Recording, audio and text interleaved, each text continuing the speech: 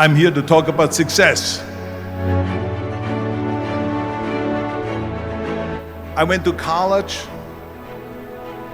I went and worked out 5 hours a day, and I was working on construction, because in those days in bodybuilding there was no money. I didn't have the money for food supplements or anything, so I had to go to work. So I worked on construction. I went to college. I worked out in the gym, and at night from 8 o'clock at night to 12 midnight I went to acting class 4 times a week. So I did all of that. There was not one single minute that I wasted. And this is why I'm standing here today. With the age of 20, I went to London and I won the Mr. Universe contest as the youngest Mr. Universe ever. And it was because I had a goal. You see, if you don't have a vision of where you go, and if you don't have a goal where you go, you drift around and you never end up anywhere. 74% hate their job in America. The majority of people don't like what they're doing, because they're really not doing it because they didn't have a goal and they followed this goal. They just aimlessly drift around, and then all of a sudden there's a job opening, so they get their job, because you have to work.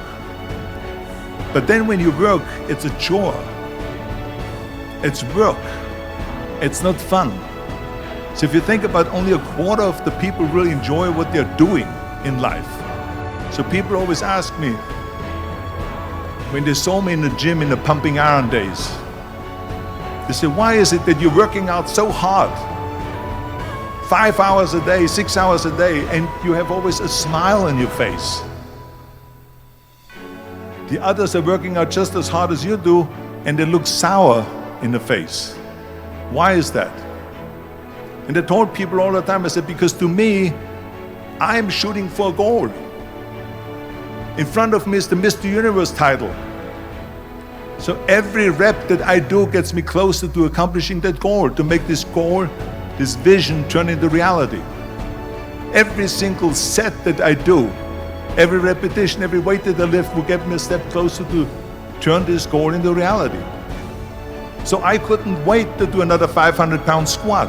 I couldn't wait to do another 500-pound bench press. I couldn't wait to do another 2,000 reps of sit-ups. I couldn't wait for the next exercise.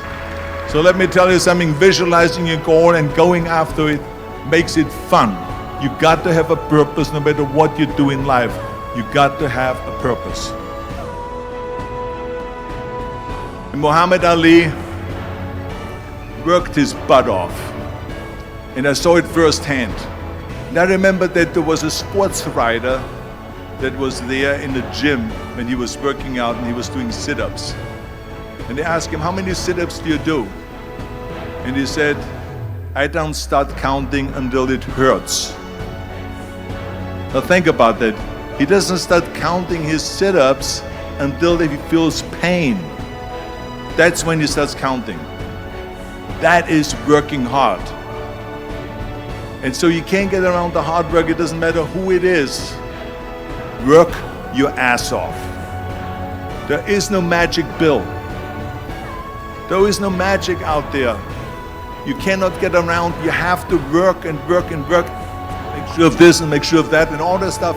So it's work. And it drives me crazy when people say that they don't have enough time to go to the gym for 45 minutes a day and work out, or to do something for 45 minutes to an hour a day to improve, if it is physically improve or if it is mentally to improve. Imagine you read 1 hour a day about history. How much you will learn after 365 hours in 1 year. Think about if you study about the history of musicians, of composers, how much you would know. Imagine if you would work on a business, on some business that you want to develop every day for an hour. Imagine how further along you will go and get. So it drives me nuts because when people say we don't have the time, we have 24 hours a day. We sleep 6 hours a day, so that gives you still 18 hours. Now, there's someone shaking their head out here in front to say probably, I don't sleep 6 hours, I sleep 8 hours, right? Or just sleep faster. So we have 18 hours a day. The average person works around 8 to 10 hours. So let's assume it's 10 hours, so we have 8 hours left. Then you travel around an hour a day, maybe 2 hours a day. So now you have still 6 hours left. So what do you do with these 6 hours? What do you do with these 6 hours? Then we eat a little bit, then we schmooze a little bit, talk a little bit to people and all that stuff. But you can see how much time there is available if you organize your day. So you got to work hard. Everything I ever did, the thing that I heard out of people's mouth was, that's impossible. That can't be done. Or no. I remember when I wanted to be a bodybuilding champion, including my parents and everyone else around me, said this is impossible. Why don't you become a ski champion? That's what they do in Austria. Or a bicycle champion, they do some track and field. You can't be a bodybuilding champion. That is exactly what I heard, and of course I proved to the people that it can't be done. So whenever someone said to me, it can't be done, I heard it can be done. When they said no, I heard yes. And when they said it's impossible, I heard it is possible. I'm a strong believer of what Nelson Mandela said, that everything is always impossible until someone does it. Well, I'm going to be the one, I said to myself, I'm going to do it and I'm going to show it to them. Maybe it has never been done before. That's perfectly fine with me. But I'm going to do it. And I did not listen to the naysayers. It's all about the hard work that you put in. I said to myself, in bodybuilding, I worked out 5-6 hours a day. I'm going to do the same thing now for acting. And of course, I went to college to study English. I studied the accent removal, acting classes, and all of this stuff, all day long. I worked and I worked and I worked. And within a short period of time, I made one movie called Hercules in New York, which of course went right into the toilet.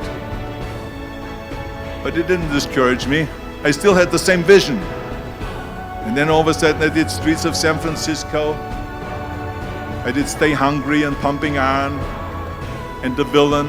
And then all of a sudden I was asked by Dino De Laurentiis and by Universal Studio to star in Conan the Barbarian. And after I did Conan the Barbarian, the director at the press conference said to the press, the director was John Milius. He said to the press, if we wouldn't have had Arnold, we would have had to build one. So think about that. The very body that they said can never be sold because the time is wrong. A few years later, I'm doing Conan the Barbarian, and it was the #1 hit at the box office when it came out in the summer of '82. Think about that. And the director says, if we wouldn't have had his body, we would have had to build one. So all of a sudden, my body became an asset, not a liability. And the same thing was with Terminator. After we were finished filming Terminator, Jim Cameron said to the press, if Arnold wouldn't have had that accent and talked like a machine, I think the movie wouldn't have worked. So think about that. The body and the accent that they attacked was an asset. But I didn't listen to those losers. I didn't listen to them at all. It's just the reality of it is that you cannot listen to the naysayers. So this is a very important lesson for all of you. So when someone says, no, this is a stupid idea, you in your mind, you don't have to say it, but in your mind just say this, fuck you, you're an asshole. What do you know?